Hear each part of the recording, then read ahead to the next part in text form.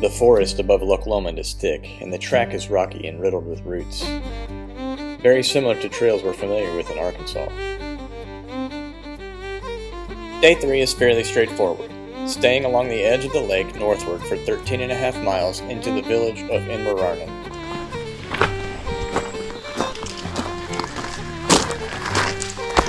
Just came into this really cool forest. Coming off the lake a little bit. Pines on this side and oaks on that side. That's kind of crazy.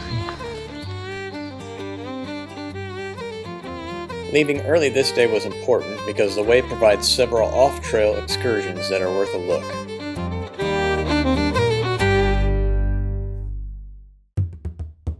Baron and I are suckers for moss-covered ruins.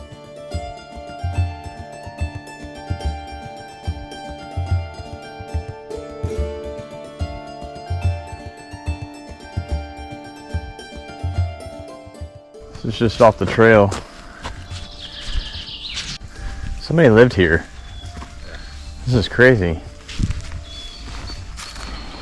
Would love to know the story, you know?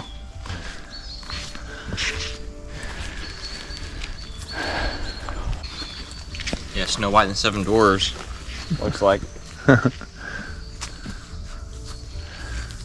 short. Structures.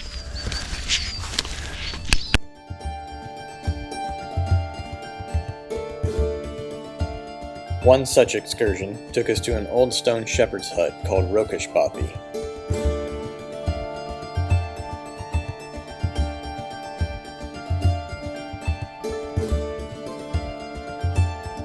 There are a number of these bothies along the trail that are maintained and used by thrifty hikers as overnight shelters.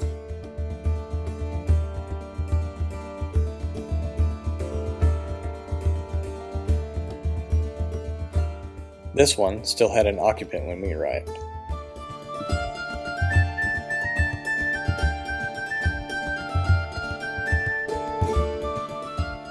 The mystique of these places is irresistible.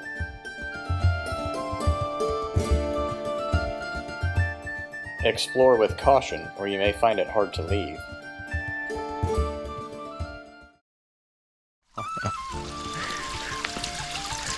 Yeah, that's pretty. Haven't had much rain lately, so it's not running very well, but you can imagine when it's wet, probably can't hardly hear yourself talk.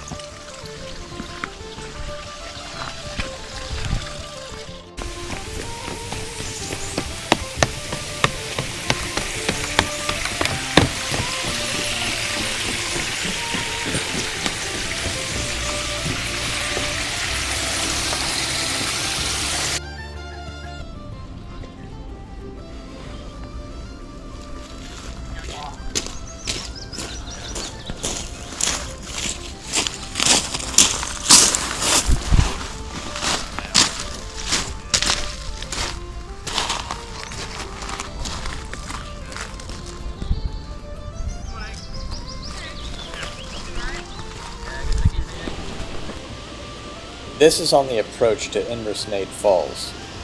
Forgive the long clip, but you could hear them clearly from a good distance, and I didn't want to edit any of it. Imagine if there hadn't been a severe lack of rain.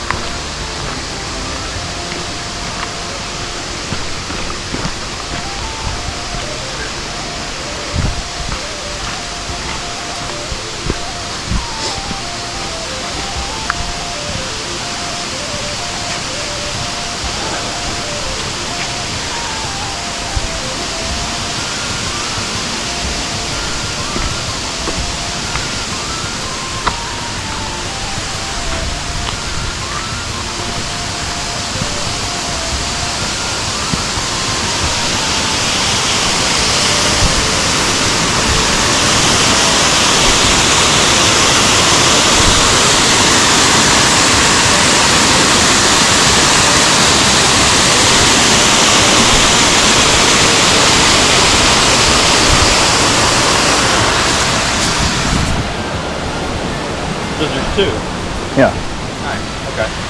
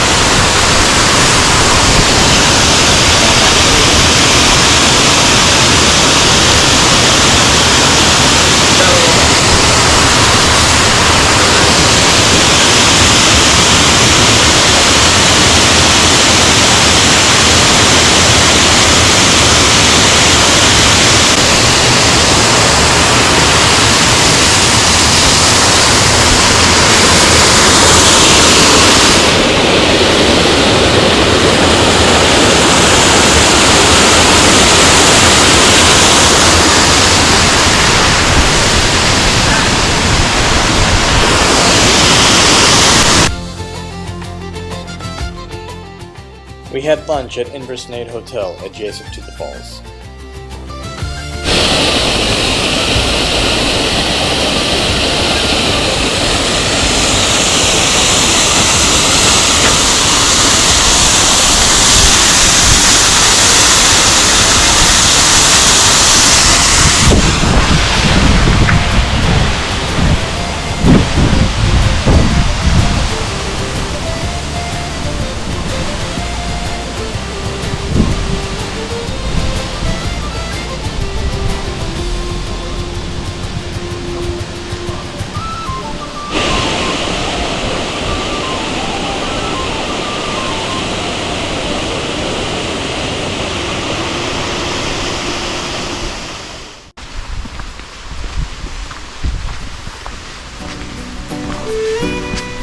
From Inverarnan, the way continues as before along the lake, but with a series of small ups and downs.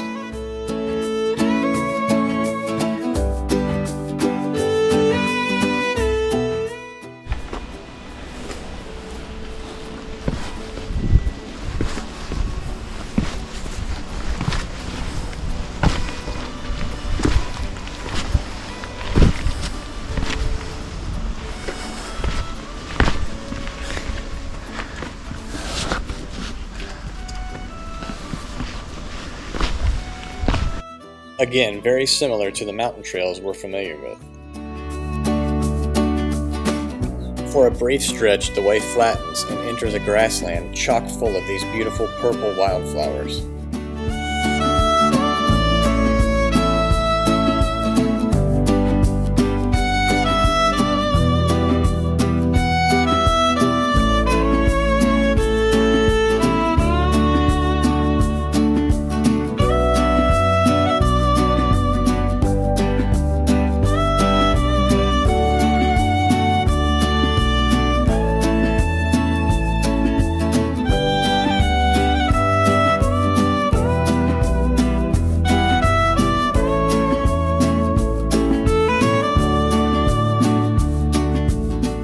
We were tricked by the landscape into thinking this was the end of the loch, which would mean our day was nearly done.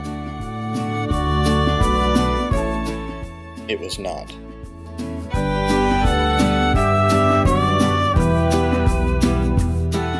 However, we were treated to some of the most spectacular scenery yet.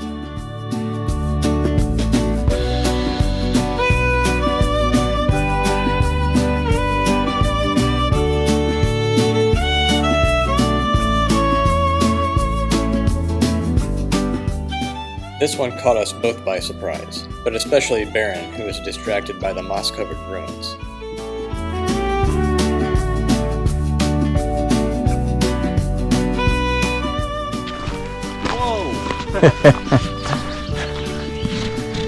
I started filming because I could tell what was coming.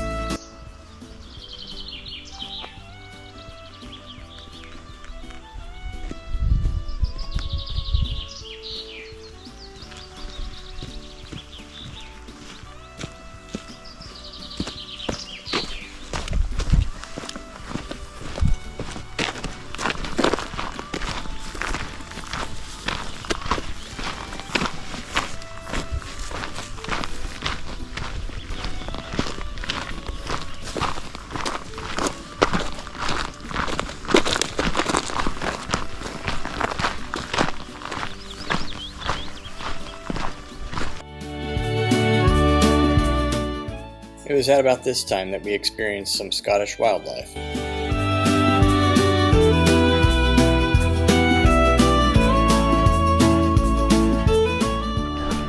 Alright, so amendment to one of my previous videos. This is the end of the lake. The lock, not the other one. About 2 miles down. Yeah, you're a little shy. The lake just goes on forever. It's absolutely stunning. Right after this was some of the most beautiful scenery I've ever seen. Unfortunately, we were so struck by it that I forgot to take video, so here are some stills to enjoy.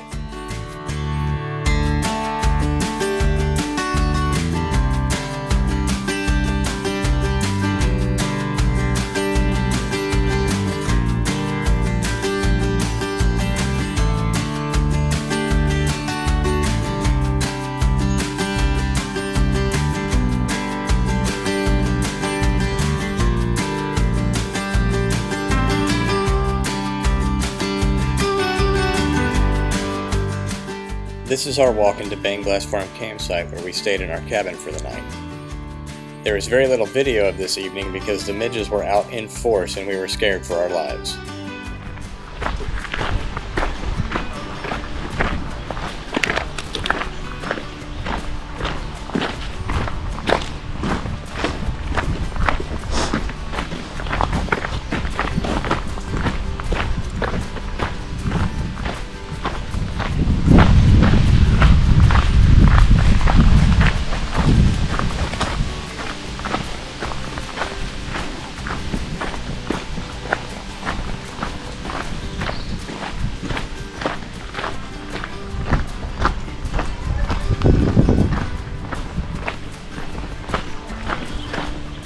Beinglas Farm itself is a fantastic little place to stop with a great shop and a full-service restaurant.